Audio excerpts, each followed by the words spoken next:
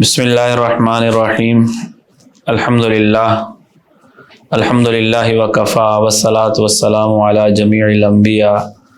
خصوصاً علی سیدنا و مولانا محمد المصطفیٰ وعلی آلہ واصحاب الاتقیاء اما بعد باب ما جاء فی صفت کلام رسول اللہ صلی اللہ علیہ وسلم فی الشعر عن المقدام ابن شریح عن ابیہ عن عائشہ رضی اللہ عنہا قالت قیل لها هل كان رسول الله صلی اللہ علیہ وسلم يتمثل بشيء من الشعر قالت كان يتمثل بشعر ابن رواحہ ويقول ويأتيك بالأخبار من لم تزود۔ امام ترمذی رحمۃ اللہ علیہ نے یہاں پر یہ باب قائم فرمایا کہ رسول اللہ صلی اللہ علیہ وسلم کے گفتگو اشعار کے بارے میں، کہ اشعار کے بارے میں آقا علیہ الصلوۃ والسلام کے کیا ارشادات ہیں، آپ نے اشعار پڑھے ہیں اور اشعار کے سنے ہیں، اشعار کے بارے میں آپ نے کیا فرمایا۔ پہلی بات تو یہ سمجھ لیں کہ مشرکین مکہ نے جو رسول اللہ صلی اللہ علیہ وسلم پر الزام لگائے، ان میں سے ایک الزام یہ تھا کہ آپ شاعر ہیں اور یہ آپ کا کلام معاذ اللہ یہ شعر ہے۔ قرآن پاک نے اس کی تردید کی ہے کہ وما علمناہ الشعر، ہم نے آپ کو شعر کا علم عطا نہیں فرمایا، اور قرآن کے بارے میں فرمایا کہ وما ہوا بقول شاعر، یہ شاعرانہ کلام نہیں ہے، اور نہ آقا علیہ الصلوۃ والسلام کو ہم نے شعر کا علم دیا ہے، وما ينبغی لا، اور نہ یہ آپ کی شان کے لائق تھا، یعنی یہ علم نہ دینا اس لیے تھا کہ آپ کی شان مبارک کے لائق ہی نہیں ہے شعر۔ شعر یہ ہوتا ہے کہ شاعر اپنے قصد اور ارادے کے ساتھ کچھ ہم وزن کلام کہے۔ علماء نے یہ بات لکھی ہے کہ اگر اتفاقاً انسان کے کلام میں کچھ باتیں مقفع مسجع ایک وزن پر ہو جائیں تو اسے شعر نہیں کہا جاتا۔ چنانچہ آقا علیہ الصلوۃ والسلام سے اس طرح کے کچھ الفاظ منقول ہیں جن کا وزن ایک ہے اور وہ آگے آ رہے ہیں، لیکن ان کو اشعار میں شمار نہیں کیا گیا کیونکہ وہ اتفاقاً مقفع کلام بولا گیا، وہ شعر کی نیت سے نہیں بولا گیا۔ اور شعر کہنا یا آقا علیہ الصلوۃ والسلام آپ کا مقام مبارک بہت اونچا تھا اس سے، تو اس لیے اللہ نے فرمایا کہ وما ينبغی لا، یہ شعر آپ کی شان کے لائق نہیں ہے، اس لیے ہم نے آپ کو یہ علم عطا نہیں فرمایا۔ اور یہ آپ کا معجزہ تھا کہ آپ شاعر نہ تھے، اس کے باوجود آپ نے ایک ایسا کلام پیش کیا کہ تمام شاعر اس کا مقابلہ کرنے سے عاجز تھے۔ اس سے آقا علیہ الصلوۃ والسلام کی اور قرآن کی شان بہت زیادہ واضح ہوتی۔ ام عائشہ رضی اللہ تعالیٰ عنہ سے پوچھا گیا کہ کیا آپ نے اشعار پڑھے، کبھی اشعار پڑھتے تھے؟ تو ام عائشہ سے پوچھا گیا کہ هل كان رسول اللہ صلی اللہ علیہ وسلم يتمثل بشيء من الشعر، کبھی آپ نے شعر پڑھا ہے؟ قالت، تو ام عائشہ نے فرمایا کہ كان يتمثل بشعر ابن رواحہ، آپ حضرت عبداللہ ابن رواحہ رضی اللہ تعالیٰ عنہ کے اشعار پڑھا کرتے تھے، اور اس میں ایک ان کا شعر تھا جس میں آقا علیہ الصلوۃ والسلام کی شان اقدس میں انہوں نے فرمایا کہ وَيَأْتِيكَ بِالْأَخْبَارِ مَن لَّمْ تُزَوِّدْ، کہ آپ کے پاس وہ فرشتہ خبر لاتا ہے کہ جس کو آپ نے کسی قسم کا معاوضہ نہیں دی۔ یعنی انسان کو جب کوئی چیزیں معلوم کرنی ہو تو اس کے لیے کوئی آدمی رکھنے پڑتے ہیں، ان کو پیسہ دینا پڑتا ہے کہ آپ میرے لیے تحقیق کر کے لاؤ، حالات مجھے بتاؤ۔ آقا علیہ الصلوۃ والسلام کی شان میں عبداللہ بن رواحہ رضی اللہ تعالیٰ نے شعر کہا کہ وَيَأْتِيكَ بِالْأَخْبَارِ، آپ کے پاس وہ شخص خبریں لاتا ہے کہ مَن لَّم تُزَوِّدْ، جس کو آپ نے کچھ عطا نہیں کیا، آپ نے ان کو کوئی پیسے نہیں دیے، بلکہ وہ غیب کی خبریں آپ کے پاس لاتے ہیں۔ حضرت جبریل امین مراد۔ دوسری حدیث میں سیدنا ابو ہریرہ رضی اللہ تعالیٰ عنہ ارشاد فرماتے ہیں کہ آقا علیہ الصلوۃ والسلام نے فرمایا کہ ان اصدق کلمۃ قالها الشاعر کلمۃ لبید، فرمایا کہ شاعروں میں جتنے شاعروں نے شعر پڑھے ہیں ان میں سے سب سے سچا شعر جو پڑھا ہے وہ حضرت لبید نے پڑھا۔ لبید جو تھے یہ بہت بڑے شاعر تھے اور مسلمان ہوئے اور صحابیت کا شرف حاصل ہوا، جب مسلمان ہوئے تو پھر اس کے بعد اشعار کہنا چھوڑ دی اور فرمانے لگے کہ اللہ نے مجھے اس کا متبادل کلام عطا فرمایا، اب قرآن پاک کی موجودگی میں کوئی شعر نہیں کہتا، چنانچہ قرآن پڑھتے تھے۔ اور بعض روایات میں آتا ہے کہ بڑی لمبی عمر پائی، 140 سال کی عمر میں ان کا وصال ہوا۔ تو ان کے پہلے سے کچھ اشعار تھے، آقا علیہ الصلوۃ والسلام نے فرمایا کہ شاعروں کے تمام اشعار میں سب سے سچی بات جو کی ہے وہ لبید نے کی۔ الا کل شیء ما خلا اللہ باطل، کہ اللہ کے علاوہ ہر چیز باطل ہے، فانی ہے، ختم ہونے والی ہے۔ وَكُلُّ نَعِيمٍ لَا مُحَالَةَ زَائِلُ، اور ہر نعمت ایک وقت میں ختم ہو جائے گی۔ تو فرمایا کہ یہ سب سے سچی بات ہے کہ اللہ کے علاوہ سب کچھ ختم ہونے والا ہے۔ یہ اصل میں شعر کل من علیہا فان جو قرآن پاک کی آیت ہے اسی کا مفہوم یہ بیان کر رہا ہے کہ کل من علیہا فان، سب کچھ فنا ہو جائے گا۔ یہ شعر بھی بتا رہا ہے الا کل شیء ما خلا اللہ باطل، اللہ کے علاوہ ہر چیز فنا ہو جائے گی۔ وہاں پر ہے کل من علیہا فان ویبقى وجہ ربک ذو الجلال والاکرام۔ تو اس قرآنی ان آیات کو یہ مفہوم، ان کا مفہوم اس شعر کے اندر موجود ہے۔ پھر آپ نے فرمایا کہ کاد امیہ بن ابی سلط ان یسلم۔ امیہ بن ابی سلط ایک بڑا مشہور شاعر تھا اور وہ بڑے حقیقت پسندانہ اشعار کہتا تھا۔ آقا علیہ الصلوۃ والسلام کو اس کے اشعار بڑے پسند تھے، تو آپ نے فرمایا کہ قریب تھا کہ امیہ بن ابی سلط مسلمان ہو جاتا، لیکن مسلمان نہیں ہوا اور وہ جلدی اس کا انتقال ہو گیا، لیکن اس کے اشعار میں قیامت کا اور بہت ساری حقیقت کا تذکرہ تھا، اس لیے آقا علیہ الصلوۃ والسلام نے اس کے اشعار کو بھی پسند فرمایا۔ آگے روایت آ رہی کہ آپ نے بڑے اشعار اس کے سنے بھی اور آپ اس کے اشعار بڑے اچھے لگتے۔ تیسری حدیث ہے سیدنا جندب رضی اللہ تعالیٰ عنہ سے، فرماتے ہیں کہ اصاب حجر اصبع رسول اللہ صلی اللہ علیہ وسلم، کہ ایک جہاد میں آقا علیہ الصلوۃ والسلام کی انگلی مبارک پر ایک پتھر لگا اور فدمیت، اور اس سے خون بہنے لگا۔ تو آقا علیہ الصلوۃ والسلام نے اس پر ایک دو مصرے فرمائے کہ حل انت الا اصبع دمیت وفی سبیل اللہ ما لقیت، کہ حل انت الا اصبع دمیت، تو ایک انگلی ہے جو زخمی ہو گئی ہے اور جو تجھے زخم پہنچا ہے یہ اللہ کے راستے میں پہنچا۔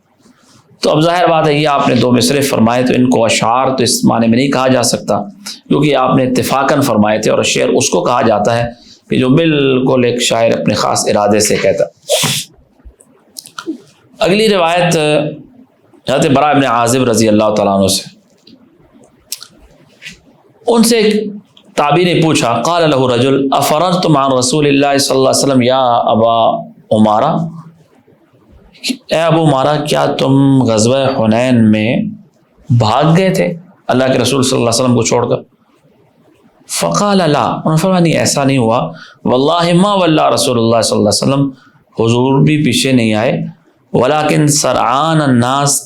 لیکن جو جلد باز لوگ تھے تلقتہم حوازن بن نبل، ان پر حوازن کی طرف سے تیر اندازی ہوئی اور وہ لوگ پیچھے آئے تھے۔ اصل میں ہوا یہ تھا کہ رسول اللہ صلی اللہ علیہ وسلم آپ جب مکہ فتح ہوا 68 ہجری میں، تو مکہ کے بعد آس پاس کے قبائل تھے حنین والے، باقی جو عرب کے لوگ تھے انہوں نے تو اس بات کو دیکھا کہ مکہ فتح ہو گیا ہے، اب جوک در جوک لوگ اسلام میں آنے لگے، لیکن قبیلہ حوازن اور ثقیف یہاں کے جو لوگ تھے یہ بڑے تیر انداز تھے، انہوں نے کہا کہ ہم آقا علیہ الصلوۃ والسلام کا مقابلہ کریں۔ ان کے جو کچھ سمجھدار لوگ تھے انہوں نے سمجھایا بھائی لڑائی نہ کرو اور مسلمان ہو جاؤ، لیکن انہوں نے کہا جی وہ مکہ والوں سے لڑیں، اور مکہ والے تو اتنے ماہر نہیں تھے، ہم بڑے ماہر تیر انداز ہیں، ہمارے خلاف یہ جنگ نہیں کر سکتے۔ چنانچہ انہوں نے 20,000 کا ایک بڑا لشکر جمع کیا۔ آقا علیہ الصلوۃ والسلام مدینہ منورہ سے جب آپ آئے تھے مکہ مکرمہ پر حملہ کرنے کے لیے، 10,000 کا لشکر ساتھ تھا، 2,000 لوگ یہاں سے مسلمان ہو کے وہ بھی ساتھ ہو گئے۔ اب یہ لشکر جو مسلمانوں کا تھا یہ 5 حصوں میں، عام طور پر اس کا لشکر 5 حصوں میں ہوتا تھا، ایک دائیں طرف اسے میمنہ کہتے ہیں، ایک بائیں طرف میسرہ ہوتا ہے، ایک آگے لشکر ہوتا ہے، آگے اور ایسا مقدمۃ الجیش، ایک درمیانی قلب ہوتا ہے اور ایک پیچھے لشکر ہوتا ہے، تو یہ 5 حصوں میں لشکر تقسیم ہوتا ہے۔ اب ہوا یہ کہ جو لوگ نئے مسلمان ہوئے تھے، نو مسلم، تو وہ آگے آگے تھے، چونکہ ان کا یہ خیال تھا کہ ہم دیر سے مسلمان ہوئے ہیں، اب یہ پہلا جہاد ہو رہا ہے تو ہم ذرا آگے بڑھیں، کیوں ہم پیچھے رہ گئے۔ چنانچہ وہ جلدی جلدی آگے بڑھے۔ ادھر سے طائف کے قریبی جو قبیلہ تھا حوازن اور ثقیف، انہوں نے ایسا کیا کہ ایک پہاڑی تھی، اس کے درمیان میں راستہ تھا تنگ سا، اس کے اوپر انہوں نے 4000 تیر انداز بٹھا دی۔ اب جب یہ لوگ یہاں سے اس پہاڑی راستے کے نیچے سے گزرے تو لشکر ابھی پیچھے تھا، آگے جو لوگ تھے وہ آگے تھے اور جلدی جلدی وہ جا رہے تھے، تو انہوں نے وہاں سے اکٹھے 3-4 ہزار بندوں نے اکٹھے تیر برسانا شروع کی۔ تو ظاہر بات ہے یہ تو بیغم آگے جا رہے تھے، ان کو تو خیال نہیں تھا کہ اچانک حملہ ہو جائے گا۔ تو اب ایسے موقع پر جب 4000 تیر اندازوں نے اوپر سے تیر برسانا شروع کیے تو وہ جو لوگ آگے تھے وہ پیچھے آ گئے۔ تو اچانک ان کے پیچھے آنے سے تھوڑی سی لشکر میں بھگدڑ مچ گئی۔ یہ بات سیدنا براء ابن عازب رضی اللہ تعالیٰ نے یہاں پر بیان فرمائی کہ شاگرد نے پوچھا کیا تم بھاگ گئے تھے؟ فرمایا نہیں، ایسا نہیں ہوا، واللہ ما واللہ رسول اللہ صلی اللہ علیہ وسلم، آقا علیہ السلام نے پیٹ نہیں پھیری، لیکن جو جلد باز لوگ تھے وہ آگے گئے اور ان کو اوپر سے جب تیر لگے تو آقا علیہ السلام پیچھے تھے، آپ کا لشکر پیچھے۔ اب اس میں یہ ہوا کہ جب وہ پیچھے آئے تو اس وقت پھر لشکر میں بھگدڑ مچی، اس وقت لوگ ادھر ادھر منتشر ہو گئے۔ اس میں آقا علیہ السلام آگے کی طرف تشریف لے گئے۔ ابو سفیان ابن حارث بن عبد المطلب آپ کے چچا زاد بھائی ہیں، انہوں نے آقا علیہ السلام کی گھوڑے کی لگام کو پکڑا ہوا تھا، خچر کی لگام کو پکڑا ہوا تھا، اور آقا علیہ السلام آگے کی طرف جا رہے تھے۔ حضرت عباس رضی اللہ تعالیٰ عنہ ان کی آواز بہت اونچی تھی، تو آقا علیہ السلام نے حضرت عباس کو فرمایا کہ آواز لگاؤ۔ اصل میں جب بھگدڑ مچ کی تو سمجھ نہیں آ رہی تھی کہ آقا علیہ السلام کس طرف ہیں، صحابہ ادھر ادھر منتشر ہوئے، تو حضرت عباس رضی اللہ تعالیٰ نے آواز لگائی کہ یا للانصار یا للمہاجرین یا اصحاب السمرہ، کہ انصار کدھر ہیں، مہاجرین کہاں ہیں، حدیبیہ والے کدھر ہیں جنہوں نے بیعت کی تھی آقا علیہ السلام کے دست مبارک پر۔ تو حدیث میں آتا ہے کہ صحابہ کرام جو ادھر ادھر منتشر تھے فوراً جمع ہوئے اور پھر دوبارہ حملہ کیا۔ آقا علیہ السلام بھی آگے کی طرف تشریف لے جا رہے تھے، آپ کے ساتھ کچھ اور لوگ بھی تھے، تو آپ پورے لشکر سے آگے نکل گئے۔ اس وقت میں 10-12 بندے آپ کے ساتھ تھے، ایک وقت آیا آپ ان سے بھی آگے نکل گئے، تو پورے لشکر سے آپ آگے تشریف لے گئے، باقی لشکر سائڈ پر تھا، کچھ پیچھے تھے لوگ۔ تو تھوڑی سی دیر کے لیے یہ لشکر میں افراتفری پھیلی۔ اس کے بعد آپ جب آگے تشریف لے گئے، صحابہ کرام کو آواز لگائی تو سارے اکٹھے جمع ہو گئے، آپ آگے تشریف لے گئے، آپ نے ایک مٹھی اٹھائی اور ان کی طرف پھینکی کنکریاں، شاہت الوجوہ، یہ لفظ آپ نے ارشاد فرمایا، اور ان کی آنکھوں میں وہ کنکریاں گئیں۔ ادھر سے صحابہ کرام نے حملہ کیا اور پورا لشکر ان کا وہ بھاگ گیا، کئی ہزار لوگ ان کے گرفتار ہوئے، جانور، اونٹ اور مختلف چیزیں جو ہے وہ مسلمانوں کے قبضے میں آئیں۔ تو اس وقت جب آقا علیہ السلام لشکر سے آگے تشریف لے گئے، اس وقت آپ نے یہ الفاظ پڑھے کہ انا النبی لا کذب انا ابن عبد المطلب، کہ میں اللہ کا نبی ہوں، اس میں کوئی جھوٹ نہیں ہے، اور میں عبد المطلب کا بیٹا ہوں۔ چنانچہ عبد المطلب آپ کے دادا تھے اور وہ بڑے سردار مشہور تھے، اور بعض روایتوں میں آتا ہے کہ ان کے بارے میں مشہور تھا کہ ان کی نسل سے ایک شخص پیدا ہوگا جو اللہ کے پیغمبر ہوں گے، یہ بات عرب میں معروف تھی، تو اس لیے آپ نے اسے جناب عبد المطلب کا حوالہ دیا کہ انا ابن عبد المطلب انا النبی لا کذب، کہ میں نبی ہوں، اس میں جھوٹ نہیں ہے، میں عبد المطلب کا بیٹا ہوں۔ 5ویں روایت سیدنا انس بن مالک رضی اللہ تعالیٰ عنہ سے فرماتے ہیں کہ ان النبی صلی اللہ علیہ وسلم دخل مکہ فی عمرۃ القضاء وابن رواحہ یمشی بین یدیہ، آقا علیہ السلام عمرۃ القضاء میں مدینہ مکہ مکرمہ تشریف لائے۔ عمرۃ القضاء یہ حدیبیہ کے دوسرے سال ہوا، کہ حدیبیہ میں جب آپ تشریف لائے مشرکین مکہ نے آپ کو عمرہ نہیں کرنے دیا، اور طے ہوا کہ آپ اس سال واپس تشریف لے جائیں گے، اگلے سال دوبارہ آئیں گے۔ اگلے سال آپ پھر صحابہ کرام کے ساتھ تشریف لائے۔ اب اس میں جب آپ مکہ مکرمہ تشریف لائے تو آپ حرم کے اندر تشریف فرما تھے، طواف فرمانے کے لیے آپ تشریف لائے، تو ابن رواحہ یمشی بین یدیہ، عبداللہ بن رواحہ رضی اللہ تعالیٰ آپ کے آگے آگے چل رہے تھے اور اشعار پڑھ رہے تھے۔ ان اشعار میں آپ نے فرمایا کہ خلو بن الکفار عن سبیلی الیوم نضربکم علی تنزیلی ضربا یزیل الہام عن مقیلی ویذہب الخلیل عن خلیلی، کہ کافروں کے بیٹوں آج حضور کے راستے سے ہٹ جاؤ، آج اگر تم نے حضور کو روکا تو ہم تمہیں ایسی تلواریں ماریں گے کہ تمہارے سر تمہاری کھوپڑیوں سے جدا ہو جائیں، اور ایسی جنگ ہم کریں گے کہ جو دوست کو دوست سے جدا کر دے۔ یہ اشعار آپ پڑھ رہے تھے، اور ظاہر ان میں کفار کے خلاف چیلنج بھی تھا، اسلام کی شان و شوکت کا اظہار تھا۔ سیدنا عمر فاروق رضی اللہ تعالیٰ عنہ نے سنا تو آپ نے کہا یا ابن رواحہ بین یدی رسول اللہ صلی اللہ علیہ وسلم وفی حرم اللہ تعالی تقول الشعر، کہ عبداللہ ابن رواحہ، اللہ کا حرم ہے، اللہ کے رسول صلی اللہ علیہ وسلم کے دربار میں تم اشعار پڑھ رہے ہو، تو حرم کے ادب کا تقاضا ہے، آقا علیہ السلام کے ادب کا تقاضا ہے کہ یہاں اشعار نہ پڑھے جائیں۔ آپ نے ارشاد فرمایا صلی اللہ علیہ وسلم خل عنہ یا عمر، عمر چھوڑیں ان کو، فلہی اسرع فیہم من نضح النبل، یہ اشعار ان پر تیر سے بھی زیادہ سخت لگ رہے ہیں۔ تو اس وقت جو اشعار کہنا ہے یہ عام اشعار نہیں ہے، یہ اشعار اس وقت جہاد ہے اور یہ کفار کے خلاف ہے، تو اس وقت کافروں کو تیر مارنے سے بھی زیادہ ان اشعار سے تکلیف ہو رہی، اس لیے یہ اشعار اس وقت جہاد کا حصہ ہے، اس سے ان کو چھوڑ دیں۔ چنانچہ عبداللہ بن رواحہ رضی اللہ تعالیٰ عنہ اشعار پڑھنے لگے۔ چھٹی حدیث سیدنا جابر بن سمرہ رضی اللہ تعالیٰ عنہ سے فرماتے ہیں کہ جالس النبی صلی اللہ علیہ وسلم اکثر من 100 مرہ، کہ میں آقا علیہ السلام کی مجلس میں 100 سے زیادہ مجلسوں میں بیٹھا ہوں۔ کیا خوش قسمت لوگ تھے حضرات صحابہ کرام جن کو آقا علیہ السلام کا دیدار ہوا، صرف دیدار نہ ہوا بلکہ آپ کی مجالس میں بیٹھے، اور ایک آدھ مرتبہ نہیں سینکڑوں مرتبہ آپ کے دیدار بھی ہوا، آپ کے مجالس میں بیٹھے، آپ کی باتیں سنی۔ تو اسی بات کو بیان کیا سیدنا جابر بن سمرہ نے، کہا کہ 100 سے زیادہ ہوا، زیادہ دفعہ میں آپ کی مجلس مبارک میں بیٹھا۔ کان اصحاب یتناشدون الشعر، صحابہ اشعار پڑھتے تھے، وَيَتَذَاكَرُونَ أَشْيَاءَ مِنْ أَمْرِ الْجَاهِلِيَّةِ، جاہلیت کے کچھ قصے واقعات بیان فرماتے ہوئے، جاہلیت میں یہ ہوتا تھا ہم بتوں کی پوجا کرتے تھے، فلاں بت کے ساتھ یہ ہوا، کچھ واقعات جو آپس میں صحابہ بیان کرتے ہوں گے۔ وَهُوَ سَاكِتٌ، اور آپ خاموش ہوتے تھے۔ وَرُبَمَا تَبَسَّمَ مَعَهُمْ، بعض دفعہ آپ ان کے ساتھ تھوڑا سا تبسم فرماتے تھے، آپ مسکراتے تھے، اور اکثر آپ خاموش رہتے تھے، لیکن صحابہ کرام کی گفتگو چلتی رہتی تھی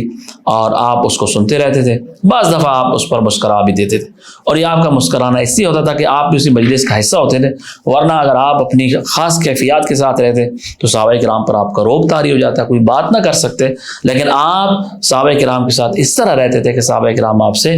کے سامنے اشعار بھی پڑھ لیتے تھے، اور جاہلیت کی کچھ باتیں بھی آپ ارشاد فرما لیا کرتے تھے۔ 7ویں حدیث سیدنا ابو ہریرہ رضی اللہ تعالیٰ عنہ سے، اور یہ وہ حدیث ہے جو پہلے گزر چکی۔ آپ نے فرمایا کہ اشعر کلمۃ تکلمت بها العرب، کہ عرب کے کلام میں سب سے بہترین شعر، پچھلی حدیث میں تھا اصدق کلمۃ قال الشاعر، کہ شاعروں کے کلام میں سب سے سچا شعر، اور یہاں کہا کہ سب سے بہترین شعر کلمۃ اللبید، یہ لبید کا شعر ہے۔ الا کل شیء ما خلا اللہ باطل وکل نعیم لا محالۃ زائل، یہ وہی شعر ہے جو پہلے گزرا ہے، کہ اس میں قرآنی آیت کا جو مفہوم ہے وہی مفہوم یہ شعر بھی بیان کر رہا ہے۔ عمر ابن شرید اپنے والد حضرت شرید سے نقل کرتے ہیں کہ فرماتے ہیں کنت ردف رسول اللہ صلی اللہ علیہ وسلم، میں آقا علیہ السلام کے ساتھ تھا اور میں سواری پر آپ کے پیچھے بیٹھا ہوا تھا، سفر تھا۔ اب سفر میں اشعار پڑھتے تھے حضرات صحابہ کرام، اور اس اشعار کا مقصد یہ ہوتا تھا بعض دفعہ کہ اونٹ بھی اس کے ساتھ چلتے تھے اور وقت بھی پاس ہوتا تھا، تنگ بھی نہیں ہوتا تھا انسان، لمبا سفر ہے، تھکاوٹ بھی نہیں ہے، اشعار کی طرف دھیان ہوتا تھا اور اس میں سفر بڑی آسانی سے کٹتا تھا۔ تو فرماتے ہیں کہ امیہ بن ابی سلط الثقفی، میں نے اس کے اشعار پڑھے اور میں نے اشعار شروع کیے، جب بھی میں شعر پڑھتا تو آپ فرماتے کہ ہی کچھ اور سنائیں، یہاں تک کہ میں نے 100 اشعار پڑھے، 100 اشعار اس کے، اور اشعار اس کے بڑے سچے اشعار ہوتے تھے جن میں توحید کا، قیامت کا، آخرت کا، سچائی کا، ان چیزوں کا بیان ہوتا تھا۔ تو آپ نے ارشاد فرمایا کہ ان کاد لیسلم، قریب تھا کہ یہ شخص مسلمان ہو جاتا، لیکن ظاہر بات ہے یہ مسلمان نہیں ہو۔ آخری حدیث اس باب میں امی عائشہ رضی اللہ تعالیٰ عنہ سے فرماتی ہے کہ کان رسول اللہ صلی اللہ علیہ وسلم یضع لحسان ابن ثابت منبرا فی المسجد، کہ صحابہ کرام میں حضرت حسان ابن ثابت رضی اللہ تعالیٰ عنہ بڑے شاعر تھے، آقا علیہ الصلوۃ والسلام ممبر ان کے لیے منگواتے تھے اور وہ ممبر رکھا جاتا تھا اور سیدنا حسان ابن ثابت رضی اللہ تعالیٰ اس ممبر پر کھڑے ہو کر اشعار پڑھتے تھے، یفاخر عن رسول اللہ صلی اللہ علیہ وسلم او قال ینافع عن رسول اللہ صلی اللہ علیہ وسلم، آقا علیہ الصلوۃ والسلام کی تعریف فرماتے تھے اور آپ کا دفاع فرماتے تھے۔ ادھر سے مشرکین مکہ اشعار کہتے تھے اور ادھر سے حسان ابن ثابت رضی اللہ تعالیٰ عنہ اشعار کہتے تھے۔ اصل میں اس دور میں جو مقابلہ چلتا تھا تو وہ اشعار میں ہوتا تھا، کہ اشعار ایسے پھیلتے تھے جیسے آج کل سوشل میڈیا میں کوئی پوسٹ بندہ کرے اور وائرل ہو جاتی ہے، ایک دم پھیل جاتی ہے۔ تو اس دور میں اشعار ہوتے تھے، کوئی اچھا شعر کہتا تھا تو وہ شعر پھیل جاتا تھا قبائل میں اور ہر شخص کی زبان پر وہ شعر جاری ہوتا تھا۔ اب کسی شخص نے دوسرے کو اس کی بےزتی کرنی ہوتی تو اب وہ یہ کوشش کرتا کہ اچھا فصیح بلیغ کوئی شعر کہتا جس میں اس کی توہین ہوتی، اس کے خاندان کی توہین ہوتی، تو اس میں پھر وہ ہر طرف پھیل جاتا تھا۔ اب مشرکین مکہ میں کچھ لوگ تھے وہ اشعار پڑھتے تھے، ادھر سے حضرت حسان ابن ثابت رضی اللہ تعالیٰ عنہ ان اشعار کا جواب دیتے تھے، آقا علیہ الصلوۃ والسلام کا دفاع فرماتے۔ تو ایک دفعہ جب آپ سے اجازت دی تو آپ نے فرمایا بھائی تم کیسے قریش کے خلاف اشعار کہو گے، کہ تو میرے خاندان کے لوگ ہیں، ظاہر ہے تم ان کے خاندان کو برا بھلا کہو گے تو میرا خاندان۔ تو انہوں نے فرمایا کہ یا رسول اللہ میں آپ کو ایسے بیچ سے نکالوں گا جیسے مکر سے بال نکالا جاتا۔ چنانچہ حسان بن ثابت رضی اللہ تعالیٰ عنہ کی برائیاں بھی بیان کرتے تھے، لیکن ان کی والدہ کی طرف سے جو خاندان آ رہا ہوتا تھا ادھر سے ان کی مذمت بیان کرتے کہ قریش کی طرف سے بھی نہیں ہوتی تھی اور اشعار میں جواب بھی ہو جاتا تھا۔ تو آقا علیہ الصلوۃ والسلام نے فرمایا کہ ان اللہ یؤید حسان بروح القدس ما ینافق او یفاخر عن رسول اللہ صلی اللہ علیہ وسلم، کہ اللہ رب العزت حسان ابن ثابت کی مدد فرماتے ہیں جبریل امین کے ذریعے جب تک یہ رسول اللہ صلی اللہ علیہ وسلم کی طرف سے دفاع فرماتے رہے۔ چنانچہ حسان ابن ثابت رضی اللہ تعالیٰ عنہ ان کے بہت سارے اشعار تھے اور وہ اشعار وہ پڑھتے تھے، صحابہ کرام بھی سنتے تھے، آقا علیہ الصلوۃ والسلام بھی سنتے تھے۔ تو اس تمام ان احادیث کا خلاصہ یہ ہے کہ اچھے اشعار اگر کہے جائیں یا پڑھے جائیں یا ان کو سنا جائے تو اچھی بات ہے، اور وہ اشعار جن کا مفہوم اچھا نہیں ہے، برا مفہوم ہے اور ان کے اندر کوئی غلط چیزیں ہیں تو ان کا سننا غلط ہوگا۔ اچھے اشعار اچھے ہیں، برے اشعار برے ہیں۔ آقا علیہ الصلوۃ والسلام کی مجلس میں صحابہ کرام اچھے اچھے اشعار پڑھتے بھی تھے، آپ ان کو سنتے بھی تھے اور آپ نے اس کو پسند بھی فرمایا۔ اللہ رب العزت ہم سب کو رسول اللہ صلی اللہ علیہ وسلم کی اتباع کرنے کی توفیق عطا فرمائے۔